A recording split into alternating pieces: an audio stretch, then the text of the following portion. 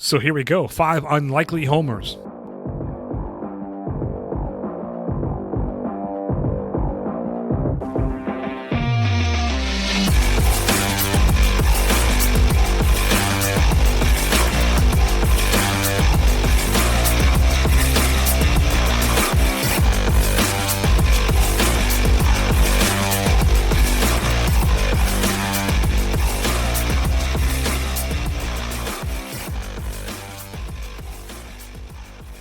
So we're digging into Poznanski's other book. It's the new edition for the show. And dude, I'm so stoked about this one called Why We Love Baseball.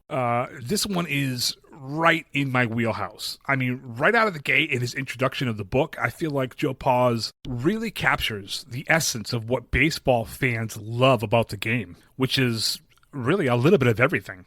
There's almost no way to pinpoint exactly what it is about the game of baseball that baseball fans love, because it's not just one singular thing. Yeah, there's so many things and there's so many ways that people enjoy it, so many different angles. I mean, obviously there's a big difference between the way my wife and I enjoy a baseball game and the things that we're going to look into it. But even the baseball fans, or sports fans rather, that I might know, that I might watch a baseball game with, they're going to digest the game differently than I do. But that's just it. And I think that's kind of the mystery and the magic of baseball, is that there's a little bit of something in it for everybody.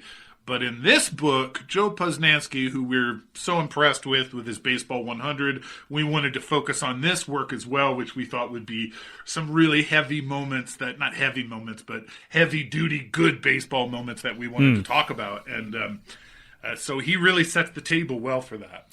Yeah, he does. And so the chapter that we're starting off with in this book is called 5 Unlikely Home Runs. And if you followed the game for a long enough time, you can probably imagine what some of those might be. Or maybe you have something in your memory that sticks out that could be worthy of being considered an unlikely home run. And so, as always, this in and of itself could be a debate. Yeah. As a matter of fact, if you have something that sticks in your mind, reach out to us, let us know. We'd love to hear about it. Yes. As for the 5 home runs we're talking about today, Joe Poznanski starts off with Gaylord Perry, the infamous pitcher. And even though it was, for the most part, an unassuming day in terms of baseball, it turned out to be quite spectacular considering how it came to be. Right. As far as baseball moments go, I mean, and this is such a classic one because it really kind of, it kind of congratulates the moment for being not happening in a world championship or at some masterfully competitive moment when everything was on the lines. It was just a lazy July afternoon in 1969, right? Yeah, this takes place in the summer of 69, which happens to be at the same time of a major American event.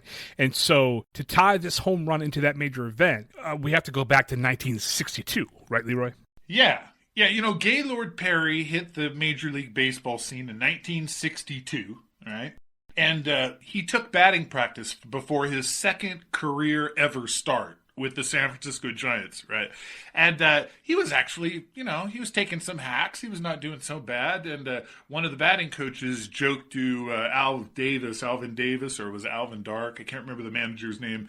That, hey, we got a lively one here. He might have some pop in his bat. And here we go. You ready? Quote, "There's going to be a man on the moon before that guy hits a home run." End quote. So this was the response from Giants manager Alvin Dark in response to the comment that Gaylord Perry has some pop in his swing. That's right. That's the manager, yeah. Alvin Dark, I think his name was, that gave that response. There'll be a man on the moon before this guy hits a home run. Okay, so Gaylord Perry is a pitcher, and we're talking about a 7-year gap between the time that he's a rookie until he hits his first home run. And if you haven't already figured it out, we'll get to the significance of that in just a second.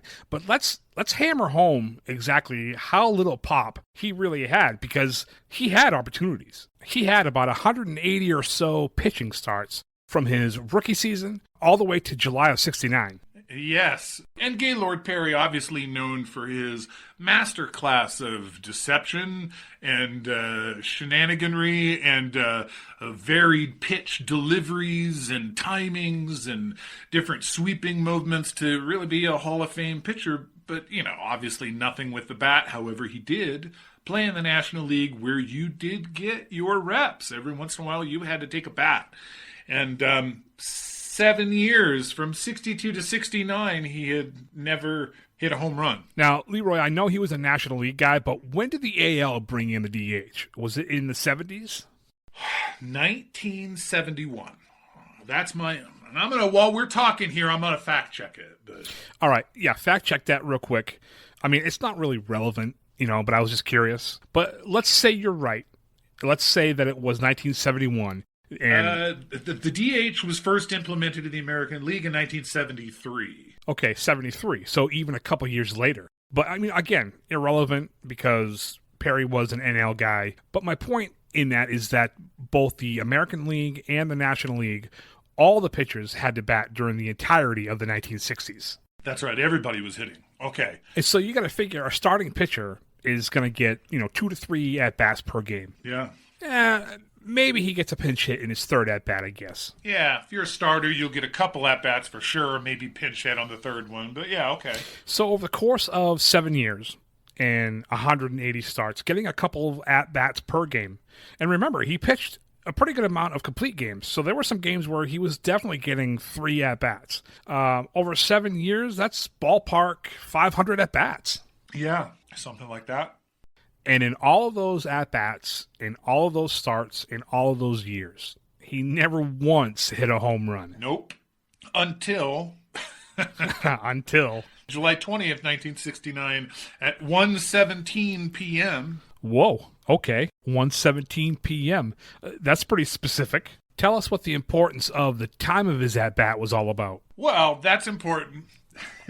Because while Gaylord Perry is down 3-0 to the Dodgers at Dodger Stadium, Neil Armstrong sets foot as the first man on the moon. Right. What happened 34 minutes later? I mean, are you kidding me? Freaking 34 minutes later, incredibly enough, Gaylord Perry hits his first home run. I mean, it's just unreal. Yeah, it's insane. It's witchcraft. 34 minutes after the moon landing. Isn't that crazy? Yep. So, yeah, these are the kind of baseball moments that we're talking about in this book, and to continue on with the 5 unlikely homers, which was a real gas, I thought. Oh, yeah. It's a lot of fun. Yeah, so let's check out the next one. Number 2. Now, I'll let you know. Before we started today's episode, I had an extra 15 minutes before I got on the phone with you, so I dialed up on the YouTube all of these homers. Okay. That as we go. Yeah. And so I watched this home run, this number 2 home run. Okay. And I remember it from having seen it before, but this was a real gas to watch it go through. July 4th, 1985. Now, I want to tell you something that I do a lot as a personal thing to kind of relate to an experience. Whenever I'm reading about something historical and that event was within my own lifetime, I always try and think back to where I was at that time. So July 4th, obviously Independence Day. 1985, it was the summer of 85, and I had just finished 4th grade. My family had just moved. We moved to a small town in central New Hampshire. We lived in Maine for a year. We moved over to South Berwick, Maine, from where I was originally born in New Hampshire. So we moved now for a second time in 2 years, and I'm, kind of mentally preparing myself for another new school. But on that day, okay, this game goes well into the night, and I think back to, the 10-year-old me having celebrated the 4th of July with my family, and then I go to bed, and I'm sleeping in this quiet little New Hampshire town, while somewhere down in Atlanta, this game is raging through the night. I don't know why I do that. It just kind of helps put these moments into perspective for me. Yeah, I do the same thing myself. Oh, do you really? Okay. It just kind of helps to relate a little bit better, I feel like. But anyway, this home run is about Rick Camp, and it's an absolutely crazy game in Atlanta between the Braves and the Mets. The interesting thing about the Rick Camp home run on the July 4th, 1985 game is it's a fireworks game. Okay. And so part of what makes this a classic story is that, now I don't know about you, I mentioned before, my wife and I have completely different ways of watching a baseball game, and she's not a huge baseball fan, but she does like fireworks. But if you want to talk about my wife's worst nightmare, the Rick Camp game is exactly it, because she just wants to get there, enjoy the game, maybe have a few treats, watch fireworks at the end of the ninth inning, and then go home because there's work or whatever going on. But that's not what happened on this Independence Day. No. Yeah, that's not at all how this game went down.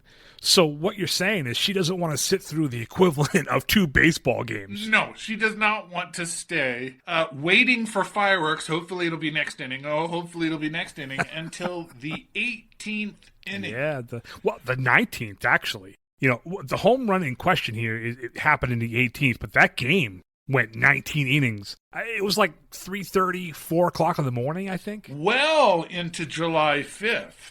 Oh, yeah. What's something that impressed me is, like I said, I was watching it on YouTube, and I was impressed by how many people were still in the stadium at 3:30 in the morning. I mean, did the fireworks keep them there? I mean, and kudos to anybody who stays until the 18th inning, whether they're just waiting for fireworks or not. Yeah. Well, they made it through 7 hours of baseball, in a rain delay on top of that. Finally, there is a leader in the game. Yeah, so the game is going back and forth all night during the regular part of the game. But in extra innings, the scoring slows way down. So the 2 teams match runs in the 13th inning, but there was no scoring in the 10th, 11th, 12th, 14th, 15th, 16th, 17th. No scoring. On and on the game goes. And then in the 18th, the Mets score the go-ahead. So now it's 11-10. And this is where Rick Camp comes into play in the bottom of the 18th. Yeah. And the unlikely end of this story is being a bad hitter. I mean, bad hitter for being a relief pitcher, right? And I think that's part of the thing in the story is that Dale Murphy was quipped as saying he was a bad hitter, but we all knew how bad he really was. People saw Rick, he said, and they thought he couldn't hit, but we knew he couldn't. Okay, so he gives up the go-ahead run to the Mets in the top of the 18th. And at this point, the Braves don't have anything left on the bench. So Camp's got to stay in the game, and he's got to go out there and take a hack. Yes. Bottom of the 18th, 2 outs, 0-2 pitch. And there it goes. It goes over the left field wall. Yeah, this is a terrible hitter. And somehow in this never-ending game, he hits a home run to tie it yet again and extend the game into the 19th inning. So it goes to the 19th, and the Mets, they tack on 5 runs, and the Braves lose it anyway. So they tied it up, and they ended up losing the next inning anyways, and I think he stayed in the game and ended up striking out to end the game. He did. Yeah, he gave up those 5 runs in the top of the 19th, and then he got another at-bat. But, of course, being the terrible hitter that he was, there wasn't going to be another miracle. And so, mercifully, the game finally came to an end in the 19th inning. Yeah, crazy stuff. So that's Rick Camp fireworks game, July 4th, 1985. Yeah, and Leroy, the stadium still shot off their fireworks. And, this is happening at 4 o'clock in the morning. And the Atlanta police, all of a sudden, they're getting swamped with phone calls. Yeah. Crazy. I'm surprised they lit them off. Well, wasn't there a rain delay, or wasn't there some rain too, or something in there? Yeah. Just crazy. All right, what about number 3? Okay. Number 3 is Tom Lawless. And Leroy, I can't say that I've ever heard of this guy before reading the story. Now, this was the 1987 World Series between the Twins and, was it the Reds? Or no, it was the St. Louis Cardinals. Yeah, the St. Louis Cardinals and the Minnesota Twins in the 87 World Series. It was October 21st, 1987.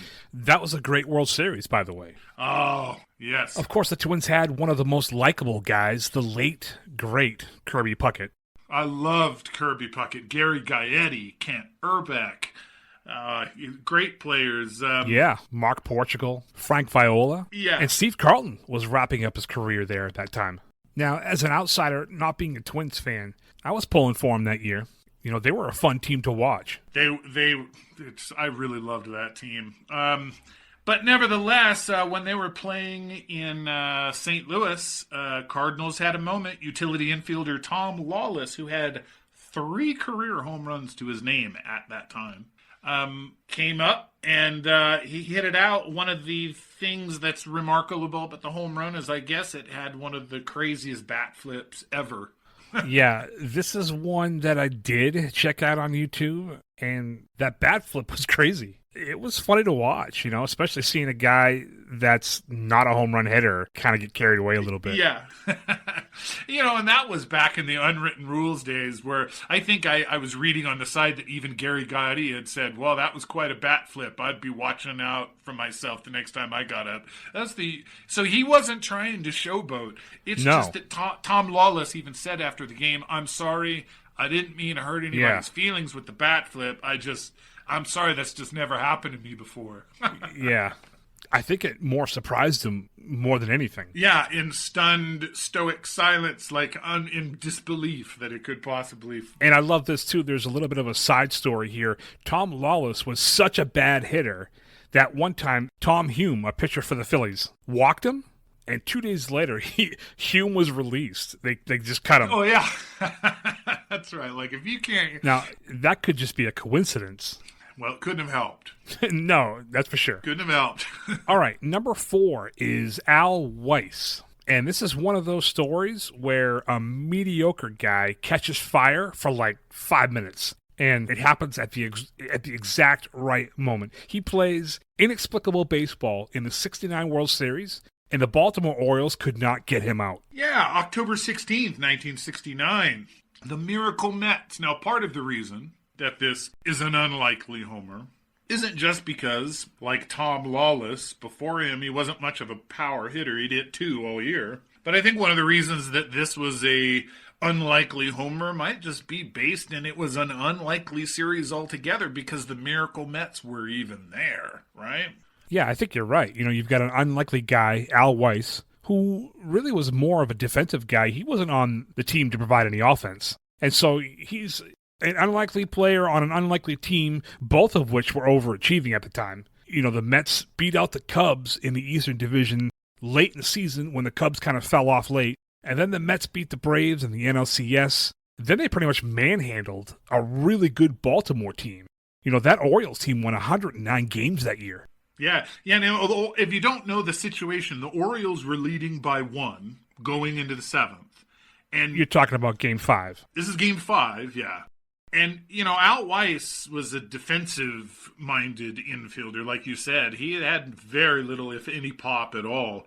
And it's that unlikely home run in the unlikely spot and an unlikely miracle season that kind of leads to the big comeback in that game. And, the rest is history.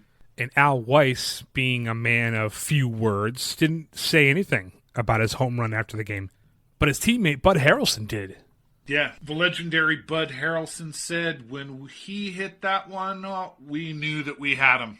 We knew it. It's a big momentum shift in an unlikely spot for Al Weiss and the Miracle Mets. Yeah, it was a big shift, and the amazing Mets went on to win the '69 World Series. So Al Weiss with unlikely home run number 4. Okay, number 5. Everybody loves this one. Everybody loves this guy. May 7th, 2016, first career homer for the lovable Bartolo Colon. Bartolo Colon. Yes, this guy was something else, man. 21 years in the bigs and 1 career home run to his name. He banged around the league for a long time and wore almost half of the jerseys in Major League Baseball. He was a pretty good pitcher. Almost 250 wins. Yeah. And he had 2,500 strikeouts. Man, that's 36 all time, if you could believe that. Yeah. Joe Posnanski describes him as an average-looking big dude that, if you saw him walking through the mall, you might look at him and say, well, there goes everyone's favorite history teacher in some local high school. Oh, yeah. He was a big guy. What was he? 285 pounds in the media guide was... Well, that was a lie. Yeah, they were being generous. Yeah. He was a .088 career hitter with a 33% strikeout rate in 2016. Now, he played in the American League, for a huge chunk of his career, so he didn't get very many at-bats for a lot of those 21 seasons because of the DH in the American League. But when he went to the Mets in 2014, he got a couple hundred at-bats in those 3 seasons in New York. and he struck out. What did you say? Like one out of every three is what I thought I read. Yeah, which is not good. Yeah, no, not good. Well, Bartolo hit it out. His home run trot lasted 35 seconds. That's a long time to get around the bases. That 35 seconds. Yeah, that was longer than it took Kirk Gibson to get around the bases after Game 1 Dodgers Athletics in '88. Yeah, and Kirk had bad knees. On bad knees. Okay, so check this. So we got into OPS Plus a little bit. Remember, it was the first or maybe the second show, I guess it was. Yeah. And Ichiro had a 107 plus OPS, and Babe Ruth was like 206 or something crazy like that. Bartolo Colon's career OPS Plus, Leroy. Do you know what it was? I do not. It was a minus 46. A minus? I'm trying to think, how do you even get a minus? Yeah, how do you get a minus? Yeah, I don't know. But that's what Baseball Reference had him at. Oh, boy, that's atrocious. That tells you how unlikely that home run was. Yeah, and hey, if you got a Bartolo Colon home run ball, you have really got something, I think. Yeah, well, there's only one out there. Yeah, it's a. I watched that one too before we started recording, and that was. These days, if you hit a home run and it's your first home run, everybody ignores you for a bit, like when you get into the dugout. I forgot back in 2016, everybody just left the dugout. Oh. So when Bartolo Colon gets back to the dugout, and the dugout is empty. And he gets to the end, and they start filing back in, and they congratulate him. That's funny. Yeah. All right, so Bartolo Colon. That was a fun chapter to go through. The 5 unlikely home runs. It is. It was a fun one. 5 unlikely homers. Now, we spoke about possibly adding our own additions to the list here. Do you have any of your own memorable or unlikely home runs that you would like to share with the book club?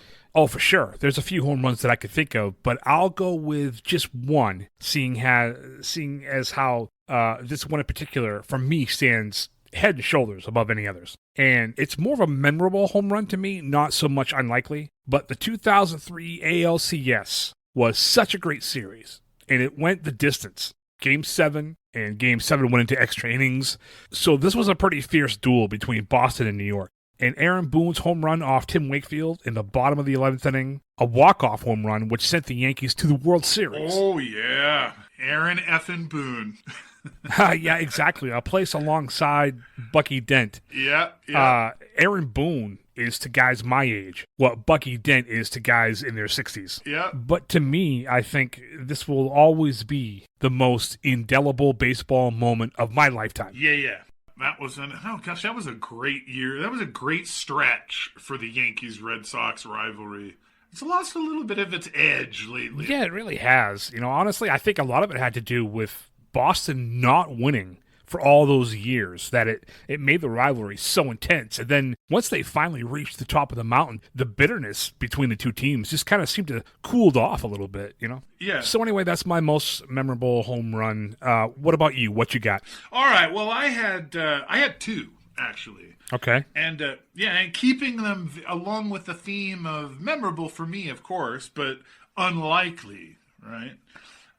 Okay, so the first one occurred to me while they were going through the list, and we got to Tom Lawless, because I was thinking to myself, well, wait, that was great, and I remember that home run, but I also remember 2 years prior in the '85 World Series, where another defensive-minded infielder by the name of Ozzie Smith, who had no pop in his bat, hit a walk-off homer to win Game 5 of the '85 World Series. And I was thinking to myself, well, I can see why they picked Tom, but gosh, it seems like that Ozzie Smith homer was a better pick because it was more significant, and at least they won that series. But Tom Lawless was a hitting loser, so I get why it was. But yeah, that was the one I picked. Yeah, okay, so yours was both memorable and unlikely because, like you said, Ozzie was a great defensive shortstop, but in no way a home run hitter.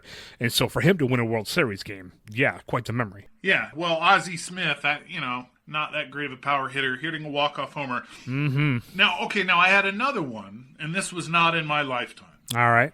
But I want to go along with the unlikely, okay, as almost a pun in its own sense, or a joke, because the most unlikely homer lives in the dreamy shadows of legend. Yes? Okay. What was the longest ever Major League Baseball home run? It's got to be Mickey Mantle. Well, there's a difference between the legendary longest and the longest in the StatCast era. Okay. Yeah, so let's talk about the StatCast era. This isn't legendary, unlikely. It just is what it is. Nomar Garciaparra hit a 500-foot home run. I can't remember what year it was. Obviously, it happened probably in the 90s. But that's the longest recorded home run in modern history. However, legend has it. And, of course, when we speak of legend, we're probably likely speaking of one player.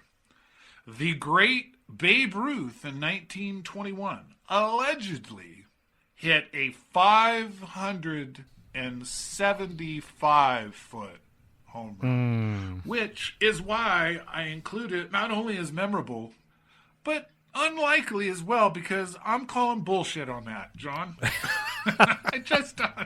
I don't think Babe hit a 575-foot home run, but I thought I would include it as one of the unlikely homers. Yeah. It just seems like a stretch of the imagination, even for the Babe. Well, but that's part of the fun of this one, is that, it's not something that you can go back and prove or disprove at this point. So, like much of Babe Ruth in that entire era, it gets to stay locked up in legendary status. Well, and it is fun to talk about, but I'll say this as well. Sometimes things are better left as legend. Yeah, sure. There's no reason to undo it, right?